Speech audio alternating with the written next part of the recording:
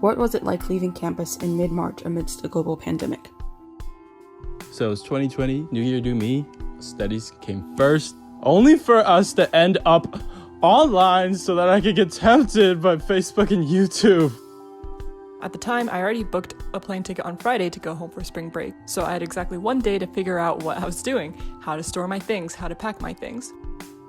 At home, outside of Pittsburgh, I live with 3 immunocompromised family members, a grandmother with COPD, a grandfather battling cancer, and another grandmother who's 80 years old.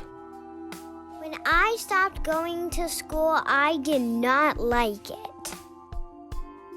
When I first learned that my classmates and I would be missing out on the senior spring, I was definitely bummed. But one super exciting thing that happened during this time was that I got into Princeton. When I left campus in mid-March, it didn't seem to me that it would be the last time I would see a lot of my friends, and luckily we've stayed in contact and have been able to see each other virtually. What has life been like for you since then? Life since then has been rather conflicting, because people where I live don't necessarily listen to the mask mandates, and they all tend to think that the virus is a hoax, even though it's killing hundreds of thousands of people in months. My mom has always said my eyes are my best feature, so I'm not too upset about wearing masks. I'm actually really happy that I don't have to smile at people anymore. Although we didn't get to experience prom or any of the fun senior events, we thankfully did have a graduation ceremony. We all drove to a farm and graduated from inside our cars. I have been staying with my grandparents, and we've got to swim a lot. And we saw a bobcat, and you can see that on one of the pictures. So when I went home, besides being with my family, I also had a lot of personal time, which mainly consisted of me lounging on my beanbag and being glued to my computer screen. But after a while, this became a very aimless existence. It wasn't great. Classes were at night, and I ended up being nocturnal. And most of the review sessions were at like 5 a.m. and it was really tough. What has been your reaction to Black Lives Matter and other social movements in the past few weeks? For the first time, I've registered to vote because I was determined to make a change this year. I also had productive conversations with my family and tried to donate as well. I tried to raise money through drawing and doing commissions where 100% of my earnings would be going to Black Lives Matter organizations. I've been hopeful. A lot of deeper societal issues are coming to the forefront of the conversation, especially for those who had not personally experienced the injustices that the movements hope to address. However, seeing some adverse reactions from society has been deeply concerning and reminds me why we are still in the position that we are in.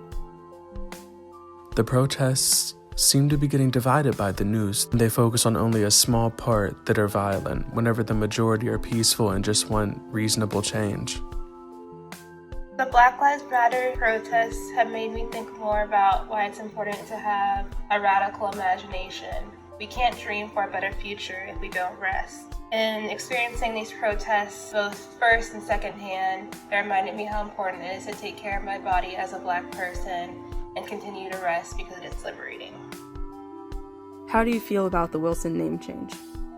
I believe that the Woodrow Wilson removal and the change to the Princeton School of Public and International Affairs and First College has been a long time coming, and it shows that we're willing to move in the right direction. But the question is, what pushed that change? The answer is student activism, lest we forget that. We need to be more honest about the things that contribute to racism and not just focus on publicity stunts. Firstly, I'd like to say First is a pretty terrible name. I'm surprised they didn't make a naming committee considering Princeton loves its committees and wasting time, but I will celebrate the victories, and I'm glad they changed the name, when it was publicly acceptable for them, or profitable. Right now, the name change seems like a good first step, but it is imperative that there are many more steps in that direction that involve action beyond the name of buildings. What are you expecting for the next 2 semesters and beyond?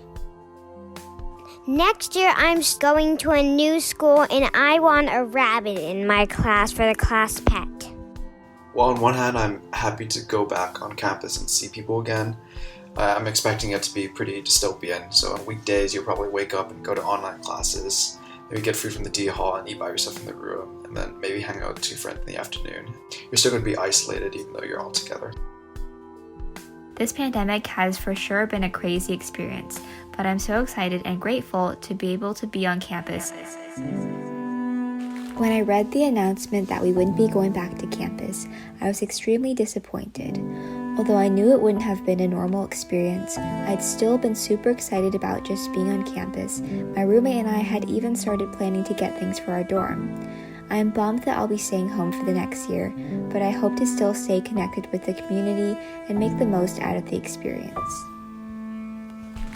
The news of a remote fall for 2020 caught me completely off guard, and it left me devastated. I have a lot of back problems due to a herniated disc, so sitting on a computer for a while hurts.